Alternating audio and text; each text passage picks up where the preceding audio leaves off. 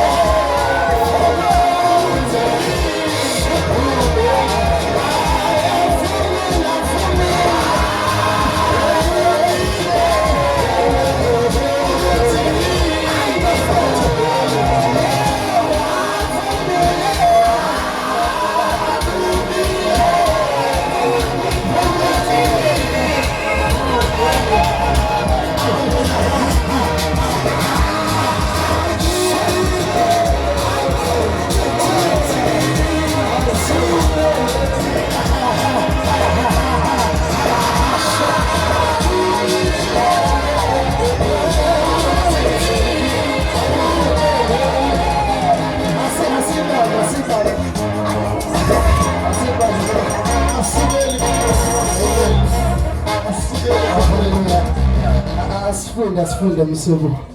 Asifunde Genesis. Incwadi kaGenesis ngiyacela futhi ungamprovoke lapha egameni kaJesu. Wasela kake abachorus leader abazalane. Akacisha umoya back so akacisha bengazi ukuthi yavuka manje sekukhohle Jesus. Incwadi kaGenesis ngicela ufundele Mzobe chapter number 9, chapter number 41 verse number 9 to 15. Yayisikhuluma induna yabaphathi zitsha uFaro ithi ngiyakhumbula namuhla amacala ami. Aphinde yayisikhuluma induna yabaphathi zitsha kuFaro ithi ngiyakhumbula namuhla amacala ami. That was verse 9. 10 uFaro wathuthelela izinceku zakhe wangifaka ukuba ngilindwe endlini yenduna yemilindankosi mina kanye nenduna yabaphekizinkwa. 11 saphupha iphupho ngabona lobo busuku mina naye saphupha kwaba yilowo nalowo ngokuchazwa kwephupho lakhe. 12 kwakukhona nathi lapho insizwa umHebheru inceku yenduna yemlindankosi sayilandisa yona yasichazela amaphupho ethu yachazela kwaba yilowo nalowo ngokwephupho lakhe.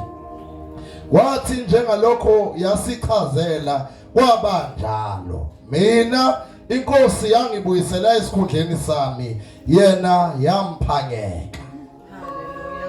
Verse 14 uFaro wayesethuma wambiza uYosefa bashesha bamkhipha emgodini waphucula waphendulela ezinye izingubo wangena kuFaro. Wayesethi uFaro kuJosefa ngiphuphe iphupho ngakho ongalichaza sengizwe kuthiwa ngawe lapho ulizwa iphupho ungalichaza. Josefa wamphendula uFaro wathi akukimi lokho uNkulunkulu uza kumphendula kahle uFaro. uFaro wakhuluma kuJosefa wathi ephusheni lami bheka ngangimi ogwini lomfula bheka kwase kukhuphuka emfuleni izithole eziyisikhombisa ezikhulupheleyo ezibukeka kahle zadla emhlangeni nazo ezinye izithole eziyisikhombisa zenyuka emva kwazo zizacile zibukeka kabi kakhulu zondile Sibambe lapho cela uthandaze egameni kaJesu. Lingcwele Nkosi izwi lakho yila oshama atho ziya athona mahaviyana azothayo. Umoya wakho Nkosi ukwazi ukulichaza Nkosi iphupho, uchaze uNkulunkulu imicabango yakhe ejulile nokuhamba kwendlela yethu. Makube njalo nakithi ngoKristu Jesu Nkosi. Amen. Hallelujah. Last funda khona bazalwane without any waste of time ngifuna ukukhuluma nje under the subject of God's time and remembrance.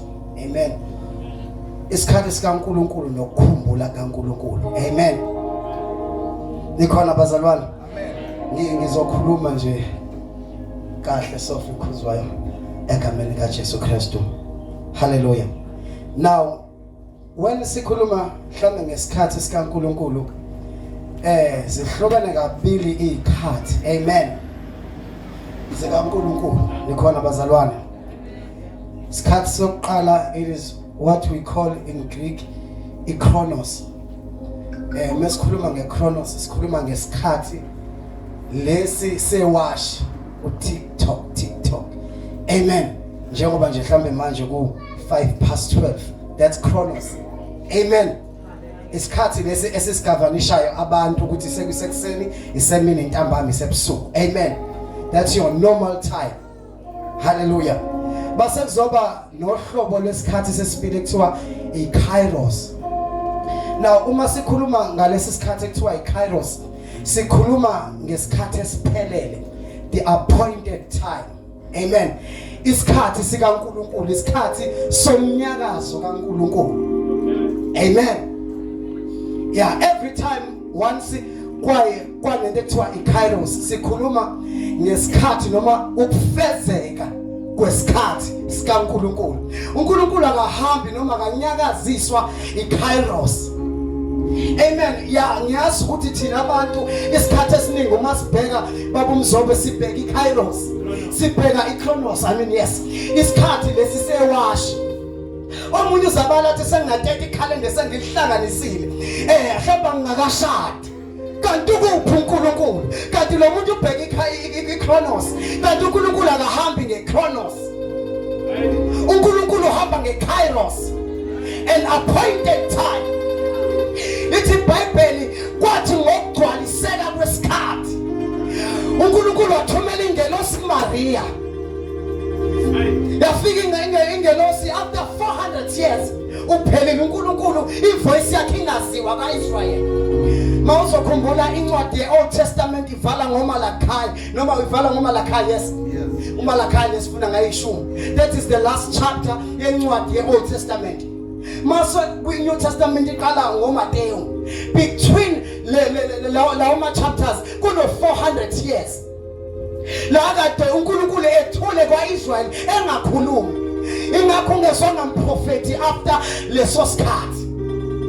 Ngoba uNkulunkulu he was busy preparing the coming of the Messiah. Ukufika kukaKristu Jesu owayezozalwa. Amen. So ngaleso sikhathi abantu babehlukumezekile. Bebheke ichronos.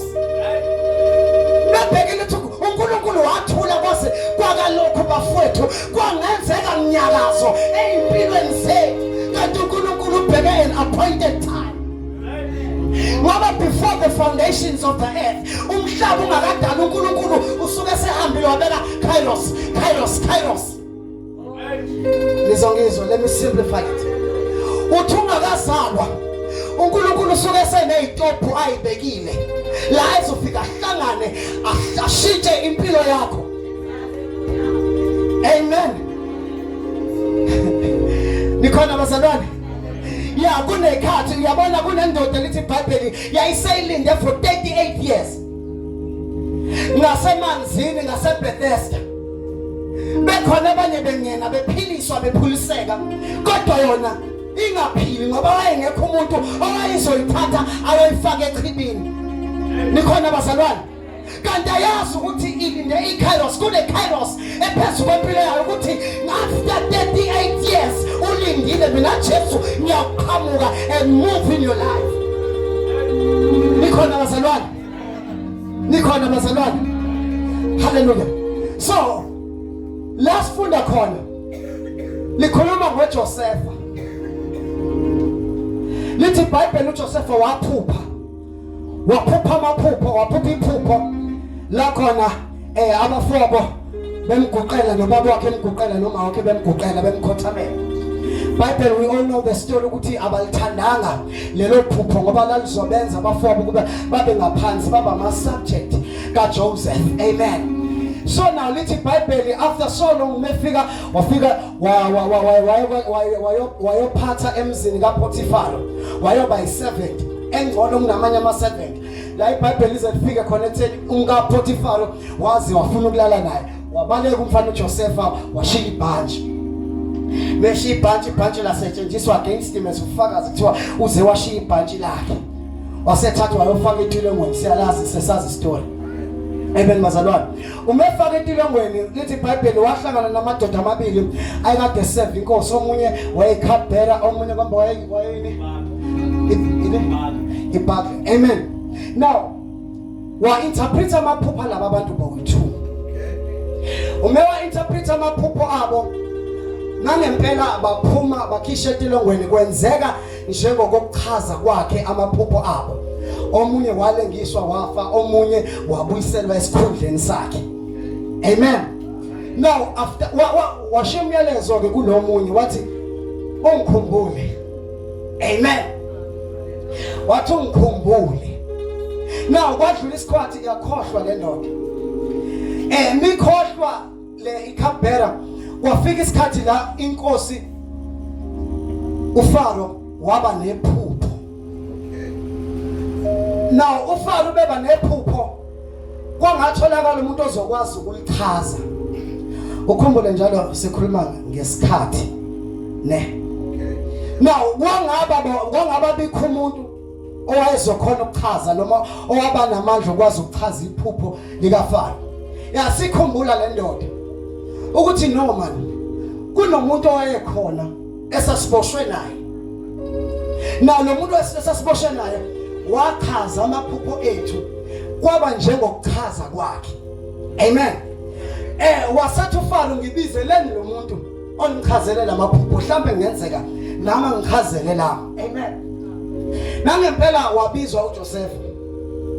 Mebiza uJosefa wasechaza iphupho likaFaro, wamchazela kwayila appointwa khona uJosefa ukuthi akabe prime minister, a second in command after Pharaoh. Amen. Now ukufika kaJosefa eGibhithe ufika ena 17 years old. Waqala ukubusa eGibhithe at the age of 8 years old. Amen. So kwamthatha 13 years engena ejele, ehlele ejele eboshiwe. Amen. Until unyaka wesi-8. Even abantu abayebaphathisile ukuthi ningikhumbule bamkhohlwe at a certain time. Because sometimes uNkulunkulu uzovumela abantu bakhohlwe. Abantu abebe usizo bakhohlwe bangakhumbuli, kanti uNkulunkulu ukumisela eKairos kunesikhathi an appointed time of God asibekile. So nanoma yini engenzeka, ayikho into eyakususa noma eyakuvimba isikhathi sikaNkulunkulu empilweni yakho. Isikhathi noma iminyaka ingahamba, kodwa uNkulunkulu bebekile ukuthi ukuhlangana kwami kuyakuba lapha nawe. It shall surely be so. Nikhona bazalwane? Ya inkinga yabazalwane sibheka isikhathi sasenyameni, kanti uNkulunkulu kanyakaziswa isikhathi sasenyameni. Amen. Kodwa lento ibiza ukunderstanda iKairos noma isikhathi sokunyakaza sikaNkulunkulu. Kunento eyayaziwa noma eyayiqondwa abantwana bakaIsrael bebezotshala. Kwakunemvula eziwu2. Kunemvula ethi bina ba-understand ukuthi isikhathi sokutshala, kube khona imvula ethi bina ba-understand ukuthi isikhathi sokuvuna. Kodwa kumele kunethe kuqala. Either way, whether you're going to plant kumele kunethe noma uzovuna kumele kunethe. Kodwa manje because they understand iKairos imfundisi ukuthi ma understand isikhathi you move even isimo singavumi empilweni yakho. Nikhona bazalwane? Now ingakho iBhayibheli in the book of Ecclesiastes incwadini yamshumayeli ithi yonke into chapter number 3 inesikhathi sayo emhlabeni. God has set isikhathi. Amen. Ngisho ungaphaquza uphaquze uNkulunkulu mesathe it is not yet time. Ungabe usubheka ichronos. Ubheka iminyaka ubheke nesikhathi osusafarishile. Uzoba nenkinga, you will backslide because usuke wabheka isikhathi wena ohamba ngaso wangazibheka isikhathi sokunyakaza kukaNkulunkulu. uJobe wahlupheka engenzanga lutho. Wahlupheka uJobe engenzanga lutho khonza uNkulunkulu. Kwafika abangani bakhe bamjaja bathi akekho umuntu ongahlupheka kanje engonanga. Ingakho kuze kufika umuntu uthi mina bekuyakuthatha indaba yami, bengiyangisa indaba yami kuNkulunkulu. Amen. Kanti aba understand ukuthi uJobe akabhekile the chronos time. Akahambe ebheka isikhathi senyama. Akahambe ebheka isikhathi asibonayo. Kodwa uhambe on a kairos time. Ukuthi I might be suffering right now. Izinto singabukela zizimbi manje. Kodwa kune kairos time ehleliwe whether the devil likes it or not. Ngithi iBhayibheli kwabonakala ngoJobe evuka emlotheni. For so long ekade ehambe egcwele amathumbu ehleli ngasemlotheni. Kodwa ngekairos time kwaphela amathumbu. Kodwa ngisho bazalana ukuthi ngekairos time empilweni yakho ngisho amathumba besemilile empilweni yakho, amathumba abesemilile ku-bank account yakho, amathumba besemilile emndenini wakho, amathumba besemilile emsebenzini osebenza kuwona ayophele ngazo ukuthi akaze kwakho. It's all about understanding the times. Ukuze ungafrazeki. Abanye bebeba right eduze kwakho. Wena usale as if uNkulunkulu uthula ukhohliwe. Thank you. Simshale izandla enkulu. Ngifuna ukukhuluma ngale before sengivala. Ngifuna ukuyicacisa lento. If you read incwadi ka 2 Samuel uzothola ukuthi amongst i-blind line kaJonathan noma kaSaul ngokwesithembiso esasenziwe uJonathan benoDavide. After a long time, a very long time, uMephibosheth wabalunyonga esamncane kwathi bebaleka ne70 yayimphethe wawaphansi waseba unyonga. Now mind you uzalwa uJonathan and uJonathan wekade enesivumelwano noDavide. Now uDavide kuthese esebusa after a long time esazakhula noMephibosheth wakhumbula isivumelwano. Amen. Ngoba njalo before a kairos time kune remembrance eyenzakalayo, kunokukhumbula okwenzakalayo. Amen. Njalo before uNkulunkulu anyakaze kunokukhumbula okuba khona before the appointed time. Nikhona bazalwane? Now lithi iBhayibheli wafika uDavide endlini kaSaul. Wathi khona yini osasele engamenzela umusa endlini kaSaul ngenxa kaJonathan. Kwathiwa ukhona kodwa une condition. Ulunyonga. Amen. Kwathiwa nomletheni elunyongo olunjalo. Amen. Ngaleso sikhathi indoda yayihlala eLodibar endaweni yokulahla, endaweni engekho right, endaweni yamaphunga, yabuya yayogezwa yagqokiswa izinto zasebukhosini. Ngoba mase kufike the appointed time, mase kwisikhathi seChronos uyokulandwa phela ulandwe emanyaleni uyokulandwa ulandwe in the midst of Chemosh la isimo singekho right khona, kodwa isandla sikaNkulunkulu mase kwiKairos sokuphulo dake sibuye nawuphila. Oh hallelujah. Ngikhuluma lento because I understand mfundisi ukuthi sisesikhathini whereby kunento that God is about to do, a significant thing that uNkulunkulu asezoyenza, but before uNkulunkulu enza into uqala akhumbula abantu bakhe. Amen. Those who understand bazo understand ukuthi kunendlela yokulwa eshintshayo mase uNkulunkulu esezomuva. If ufuna ukunderstanda ukunyakaza kaNkulunkulu, also check ukunyakaza kwesitha.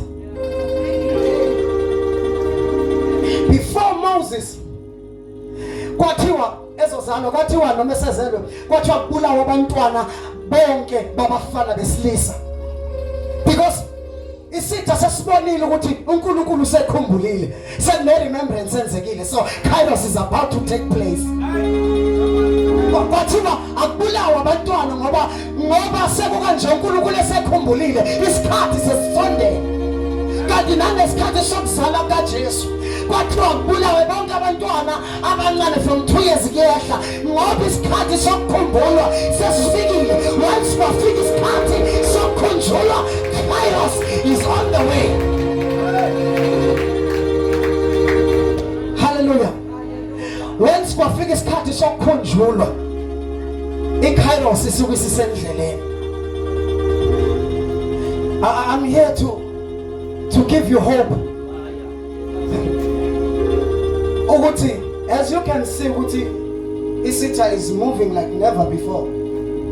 Mawuzoza even in the spiritual realms, ukuthi there is this, I don't know if I can call it a membrane like, or a wall. Amen. Engazithi iya ngokuba stronger and stronger iyavala. Amen. La isitha sihlukumezeka khona kakhulu. It is where God is about to move. Nikhona bazalwane. Now uzokhumbula ke ukuthi even ngesikhathi sika Hezekiah the king. You know, an appointed time of God has the tendency of even changing. Skhathi noma extending isikhathi sokuphila. uNkulunkulu yakwazi imfundiso ukufika nakwisalukwazi ebese siphelelwa isikhathi. Kodwa mesikhumbula extend iminyaka so that sizokwazi to enjoy the benefits eKairos. Kwathi isikhathi sikaHezekiah sesiphelile. Wafika umprofeti uIsaiah wathi, set your house in order. Lungisa izinto zakho, uhlele umndeni wakho. Bekumele wenze amawili, bekumele wabe izinto ngoba isikhathi sesifikile sokuthi uhambe. IBhayibheli wabheka odongeni uHezekiah. Umebheka odongeni wasethi inkosi khumbula ngisho noma ugodo kuwe. Wakhumbula uNkulunkulu. Kanti bekhumbula iKairos, njalo uNkulunkulu wakhumbula iKairos is at the door. IBhayibheli wathi seyophuma umprofeti uIsaiah wathi uNkulunkulu phindele emuva. Hamba umtshela ukuthi I will extend his life. Ngizo-add another 15 years. Mase kufika iKairos inamandla to even extend. Ifike iKairos usesibhedlela, ifike kuthiwa une-cancer unani whatsoever. Ifike iKairos, ifike sekuthiwa kubalwa inyanga. Udokotela sekunika i-report yakhe ngokwe-chronos time ukuthi uselele 3 months, uselele unyaka. Kodwa uNkulunkulu mefika ngesikhathi sakhe esipheleleyo afika extend. Kunabanye bethu la ebese begalelwa isikhathi, ebese kushiwo even isitha, ebese sibanikile i-expiry date ukuthi ngalesikhathi kuyaphela ngawo. Hallelujah bazalwane. Kodwa afika uNkulunkulu nge-Kairos time, afike a-extend your days. Nikhona bazalwane. Lithi iBhayibheli kwafika ingelosi yafika kuPetro. Ngendoda yezizwe ayingamazi uNkulunkulu. Eyayingenayo uNkulunkulu kodwa yayazi ngoNkulunkulu. Yenza ukuhlinikela and so on. Lithi iBhayibheli yafika ingelosi kaNkulunkulu yathi lokhu kunokele kwayisikhumbuzo. kube isikhumbuzo khona liya umnikela kwakho nemithandazo yakho Gentile engamazi uNkulunkulu yathola the grace of ukwazana noNkulunkulu yathola ifa laphakade ngenxa yokuthi ukhumbula uNkulunkulu lekhona bazalwane ingakho kunalomhlabelelo ethi ayibalwa iminyaka egameni kaJesu ayibalwa iminyaka nobusuku abukho when siya esikhathini sikaNkulunkulu because God is a creature noma he is a being engekho engaboshiwe isikhathi God exists out of time God exists out of chronos ikhona bazalwane God is not governed by time nor pressured by time we are mortal singabantu sihamba ngesikhathi sibheka isikhathi kodwa uNkulunkulu kabuswa isikhathi lithi iBhayibheli uJobe seyibuyile izinto zakhe even abantwana bakhe lithi iBhayibheli baba bahle kunabo bonke abantwana endaweni they were beautiful than the previous one I'm talking about the kairos time the appointed time the fullness of time amen bazalwane yeah we've been complaining a lot we've been crying a lot bazalwane but I'm here to assure you ukuthi the kairos time is at the door I know mhlawumbe ngizoyikhuluma ngathi ngikhuluma emoyeni lento but I know it because bazalwane the appointed time is at the door so bambela kiplan moyikhumbula indaba kaSawuli kuzowa umkhumbulo according to ama biblical analysis amaplangwe ayekhona emkhumbini ayenele abantu ababekhona ngaphakathi ingakho uPaul akakhathazekanga makumkhumbi because uNkulunkulu azathi bonke akuyikufa noyedwa because already provision has been set for them so ngifuna ukuthi ubambela iplangwe nawe I'm closing ungasayidedela le I know sometimes kuba so hard ngalendlela engazuthi the best option it is to give up the best option it is to let go mhlawumbe yona into engazuthi yenza isense kangcono because engazuthi izinto zala ekholweni zihamba kancane kodwa uNkulunkulu mekafika bafethu ubuyisa nesikhathi ebesesidliwe isikhonyana kube ngazuthi akaze kwaphela masekufika uNkulunkulu oh hallelujah yeah ngifuna ukugcizelela lento sengivala sengihlala phansi ukuthi uJoseph mawuqhubeka nalendaba lithi iBhayibheli kuthe esebusa before kuqale isikhathi sendlala lithi iBhayibheli uNkulunkulu wamnika abantwana wasemqambo oqala ngokuthi uManase ngokuba uNkulunkulu ngikhumbulile ezweni lokugqina likhona bazalwane uNkulunkulu basefikile ukufika sakunika ngisho ibhansela lithi akudlulanga lapho ngoba before iKairos uNkulunkulu yakhumbulana lithi iBhayibheli wadlula kulowo kokukhumbula kaNkulunkulu wasethola esibili kwakuthiwa uEphraim leli gama lithi Ephraim lisho to be fruitful lisho ukwanda oh hallelujah ngoba uNkulunkulu masekhumbulile he also makes you fruitful uNkulunkulu masekhumbulile kwenza kuqhuma izinto nasogwadule nalapha kumilutho khona kodwa once waqhamuka kumile izinto lapho kade singamili khona ngenxa the Kairos has taken you uyakhumbula uIsaac lithi iBhayibheli ngenxa wayehamba ngeKairos bafowethu lithi iBhayibheli ngokuthi la ifika khona wakufika kuqhuma imithombo balwe babelane naye asuke aye kwenye indawo kufike nala yakhona kuqhuma imithombo okusho ukuthi sometimes it's not about the place noma ngabe to play pinda wibhele kanjani indawo ukugwadule kanjani kodwa masofikile the Kairos will make indawo ebhele ibe fertile.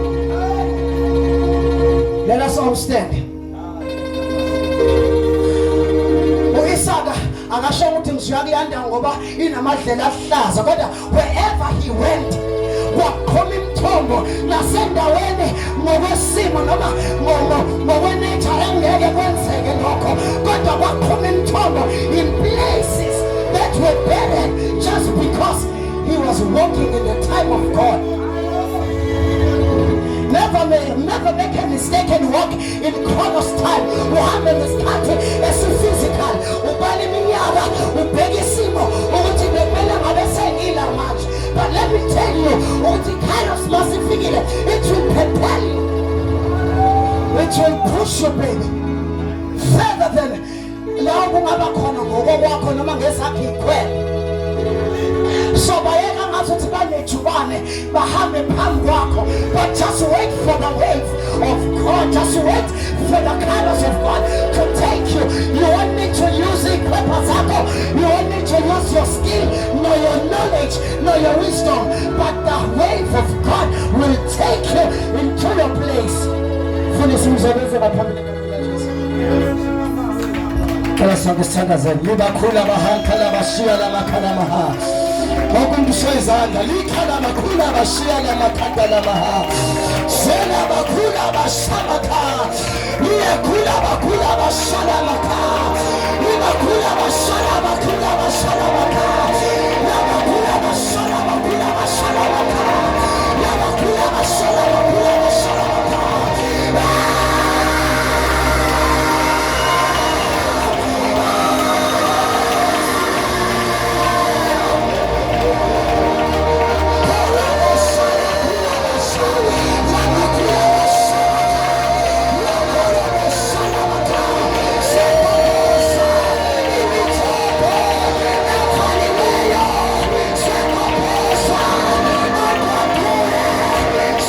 Man.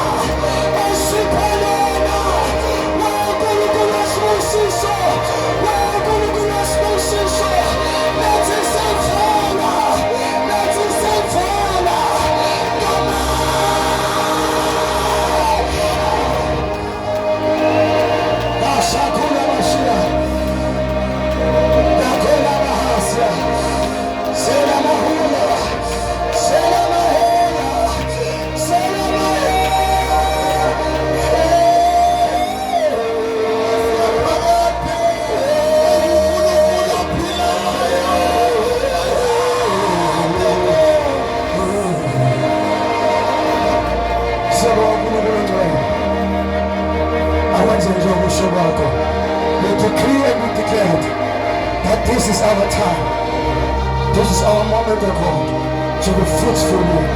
That devil in hell, no wish, no weakness will be able to stand against what the Lord is about to do in this place. In the name of Jesus, the Son of the living God, we release the blessing of Jehovah. Kulaba hulaba shia lama kulaba ha. Sekale kalama kulaba kaya. Lama kulama kela. Lama kulama hela. Lama hela mahula. Lama hela.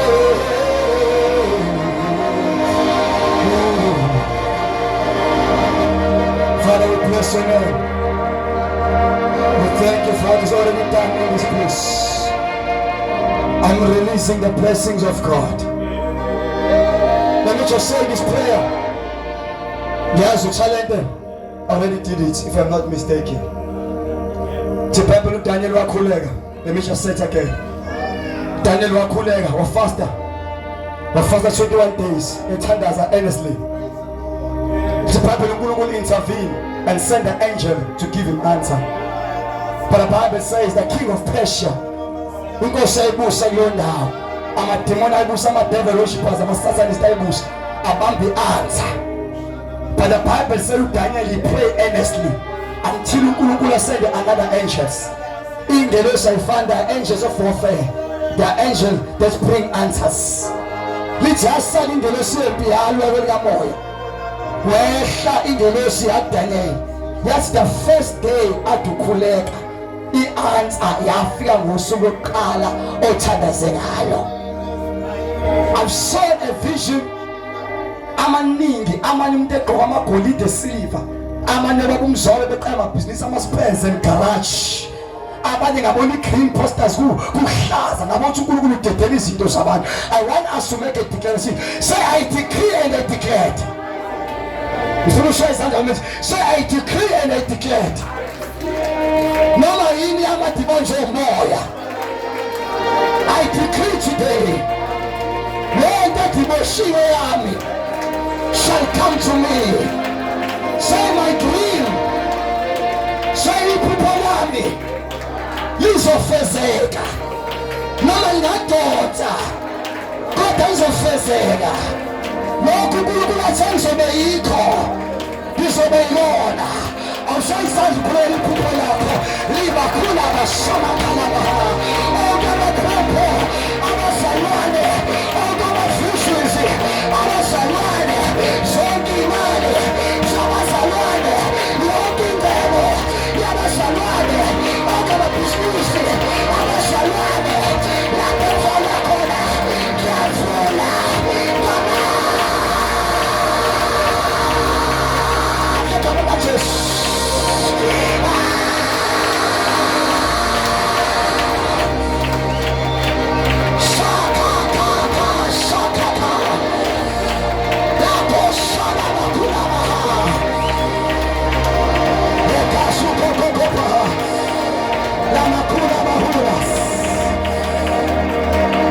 Thank you, Jesus, for what you have done in this place. We release a blessing of God. Bless us beyond nature. Give us strength, O God, and ability to be able to wait upon the Lord. We thank you to know which Nkulunkulu ngabanjwa isikhathi. Khalaba khulaba shiya labaha. Ngizwa ngathi ngayenza lento noma incane isikhathi esincane. Zonke abafundisi bagijimela abantu ezandleni. Promisana zokanje the son of receiving. There is something that I see in the spirit. Kunento engibona esandleni. Esekubeka isandla, just believe God. Silama shia lama hasya lama halama huna lama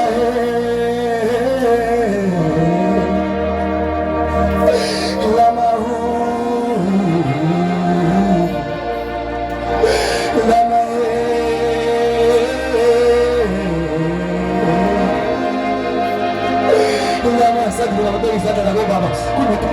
God is releasing businesses. Abantu zobeyisandla kade tukula. Abantu bayisandla kade tukula. Ingeleza ifanda angel of shield. healing, the angel of deliverance, the angel of finance, the angel of dealing in man. We ain't gonna say dealing in God. Expect me Sandile.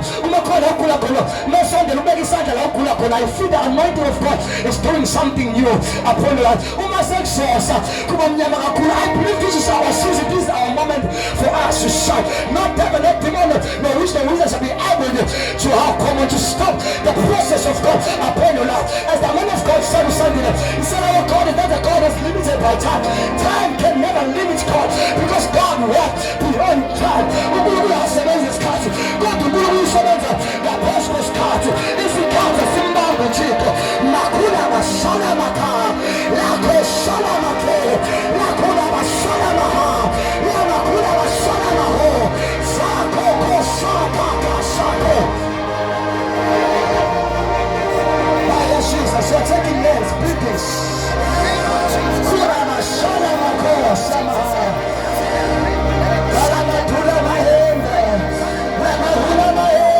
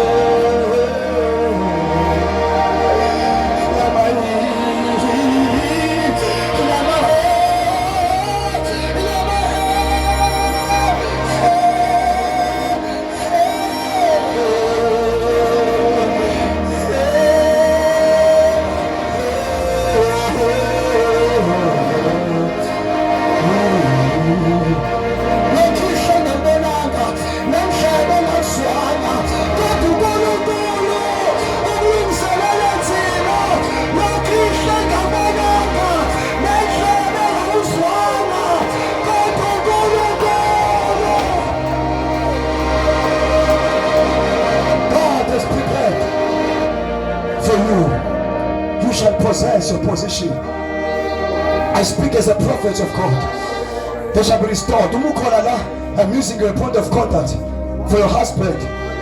Shakura Bahas. Kalama for the member of your families. These are Israels. I'm restoring the stolen goods. I'm restoring the stolen treasures, said the Spirit of the living God.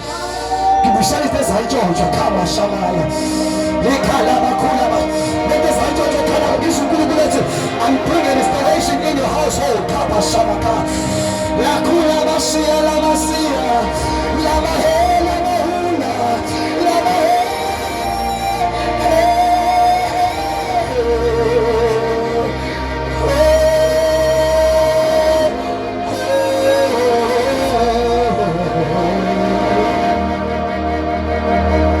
Uma somos cansados sobre isso. Nkulunkulu ukhalisa ngokuthula. Even among witch and wizard, phakathi kwabathakathi uhlale ngokuthula. Kukhona izango, kukhona abathakathi, kodwa uNkulunkulu wathi uhlale ngokuthula. Ngizuma kaNkulunkulu ukuthi uhlala ngokuthula, isikhathi ukuthula.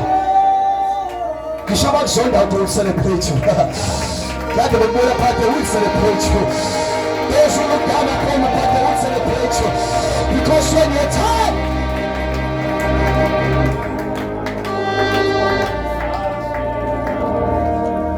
I love the preaching. As I'm done. Joseph went in poop at the age of 17. He ruled at the age of 30. He suffered for 13 years. In the 13 years, after he went to change to prison. Abantu in prison, they forgot about him. Bangamkhumbula. Ngoba isikhathi sasingakafiki. Kodwa masefika isikhathi, abantu bokuqala bapower, abantu bendlu yakubo. Kwaqala abantu basekhaya. Ngisho ukuthi abantu abazoqala who respect you, abantu bendlu yakho. They will see God. Before abanye abantu bangaphandle babona uNkulunkulu, abantu basekhaya lakho ibona beqala abazothi ngempela insindiso, ngempela ukukholwa, ngempela uJesu ukhona.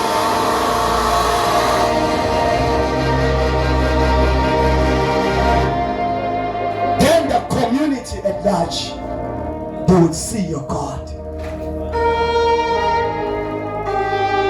thina sifane izinyanga nezangoma ehamba zokuthwala bese ngabanaka abantu bakubo ngoba ekuthwele ngabafamily thina sokondla siyesondla even our families.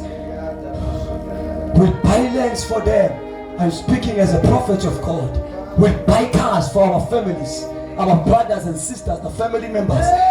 Khoshama bazothola imisebenzi to us. Nabangazange bafunde kodwa ngizomzwela ngoba ubhuti wamkhama shama. Ngimini position okhoshakaka. Yakoshama kaka. Yakoshekeka. Yakoshama kaka. Yakoshekeke. Shama kakosh. Angithi nje fona ukuthi soshanele ekhaya. Kuyahamba ukuhlupheka kini. Uhamba ukuhlupheka uzoqasha odadebeni uzoqasha usisi uzoqasha ifuna unkulunkulu uzovela umsebenzi uzofaka abantu bakini ukuhlupheka kuyahamba ekhaya. Send the spirit of the living God. Akekho umuntu ongaqasha uma wakho uma usiya kwe-60 so who can employ your mom uma kusemda kodwa ungamemploy uma ungamemploy baba kusemdala kodwa ungamqasha kubaba wakho umnikeze imali uNkulunkulu itazo wenza kuthina whether you like it or not you will see that. Ingakho ngiphikisa ubaba uMzobe osemona ingakho ngimphikisile kwi-vision umethena wenza inkampani yama-space ngathi bafo don't limit yourself if you need garage and la uqala khona ngithe bethi ngibuka indawo kuhlaza alikho igarage that's le ndawo lokuthi sama-space ne-garage alikho you will make a lot of money egarage singaqasha ungenawo matric. Angathatha ingane eziwu-10 ebandleni engafundanga ahamba ozenza okhesha because noba usaka laba mabhizinisi uqala ngokwebhayibheli cala ubone endlini yokholo qala ukuthi ebandleni ungabasiza ngani bonke labazali abangafundanga ubasize babaphathe kahle uqale ngabo uqala bese uyibona indaba ngaphandle uqala khona la ndlela nizoqashwa ifana umqondo bhizinisi ungakhulule laba banawo bazoqashwa uzoqashwa ehokhosha khona makhula salama hela mahula lama hela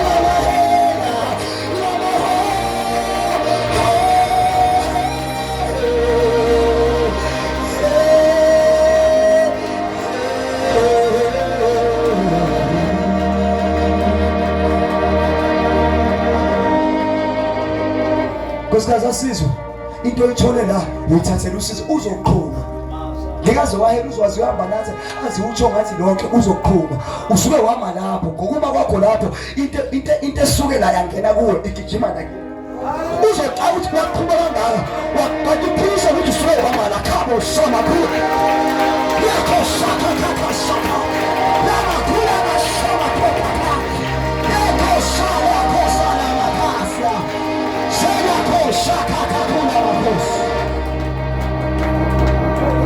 Those who are fear in the house of God. Don't feel calm. Uma khona indoda inebhizinisi noma kuthiwa ngoba lento ithole izoqhumisa indoda. Ngiyabizwa nkosikazi. Anginandaba nebhizinisi mina. Nginendaba nokushumayela. Kodwa wena uzoqhuma. Hayi noma ngizongizwa bese bona ukuthi yabo qinisile. Uwona uzoqhuma ngoba unendaba nebhizinisi. Futhi uzobaqasha. Futhi uzotholisa ukuthi abantu abakade bahamba abanye amalanga nabelungu abanye amalanga they will just remember ukuba uNkulunkulu okukhombisa ngabantu. It's not you, it's God. When it's your time ukubuyisa abantu, as my brother was saying, ukubuyisa abantu osuke wakhohle nabantu abasiza abakhohle ukule ababuyisa because it's your season, it's your time. My brother spoke very well uNkulunkulu asebenza uNkulunkulu usebenza phezu kwesikhathi akabanjwe nesikhathi ngaku 2000 years usuku uNkulunkulu ufana ne1000 ufana nosuku.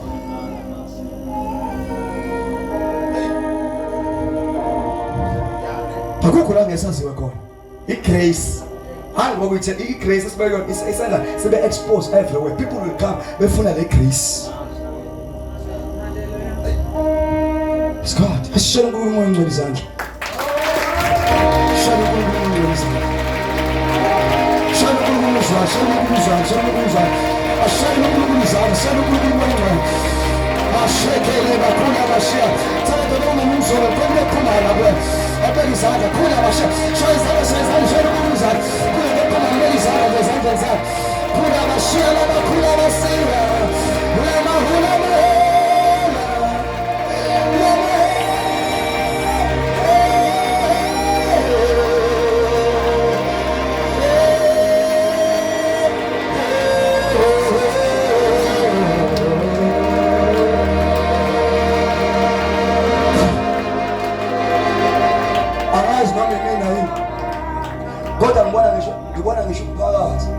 senza amasubkishini even emphakathi sonza ngisho umphakathi hami mina noma lento ibona mina noma nawe ukhona lebona leke bona mina ngibona ngisho umphakathi umulayini siwonja hayi ngezwi kuphela vele ngizowonja siwonja into physical siwonja bese siphuma emaphepheni kusho kuthiwa buka benzani look at the good things abazenza. It's not us, it's God. Lokhisho engakubonanga nendlebe engakuzwanga kodwa uNkulunkulu oyingcwele has prepared in the foundation of the earth for Marashata international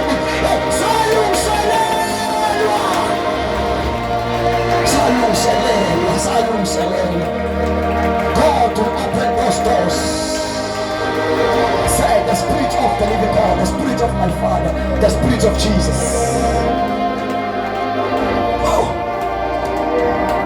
Uthi mfethu ingane ka-Abraham u-Isaac uthi bethuya amaFilistiya vale athi uyinda amaFilistiya vale athi uyagobhoza amaFilistiya vale kodwa there is something great.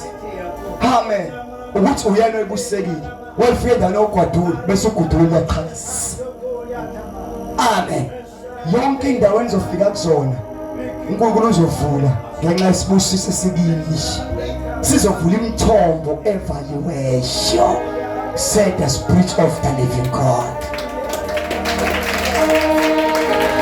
It is time and seed. Senqotshiwe sekufezwe it is time. uNkulunkulu uqedile, uNkulunkulu wenzile, uNkulunkulu ubonile, uNkulunkulu wakhuluma, uNkulunkulu uqedile. Bazalwane iminyango ivulekile.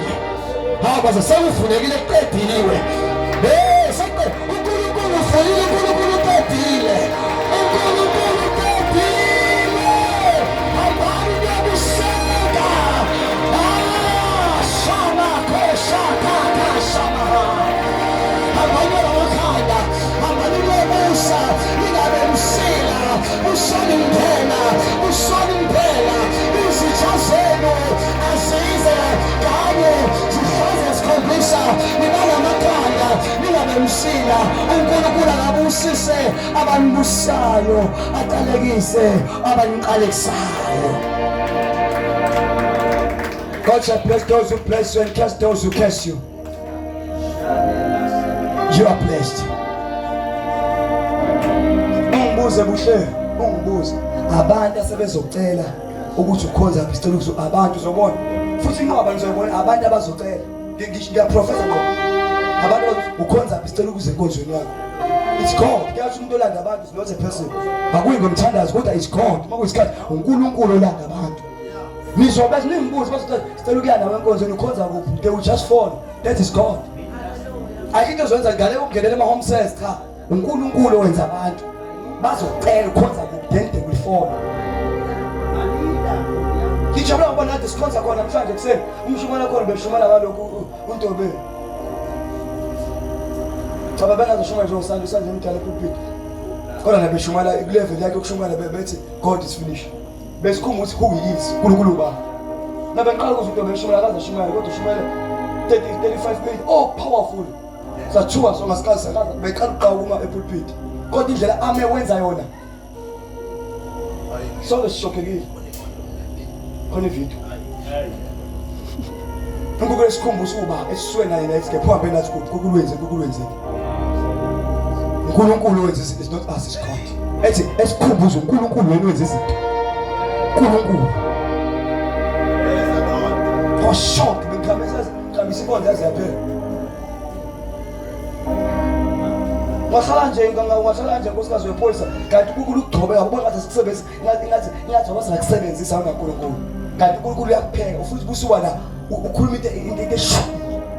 Ngoba chaza ukuhlala ukusungena uNkulunkulu. Uzohlala ulalela ufunde uthandaze uhlala uNkulunkulu mase asuke lokho eyitshana mzwana ukubhodla manga. Makhalela ukuhlala. Makusaba ukuhlala. Makujaha uma phambili. Jaha. Vumela ukuhlala. Kodwa uhlala uyadownload uzona udedela. Dedela into ekhalisa uNkulunkulu. uNkulunkulu manje nibusise nonke eqala for the first time we live we bless you. uNkulunkulu manje nibusise sasinikele manje sekhotho.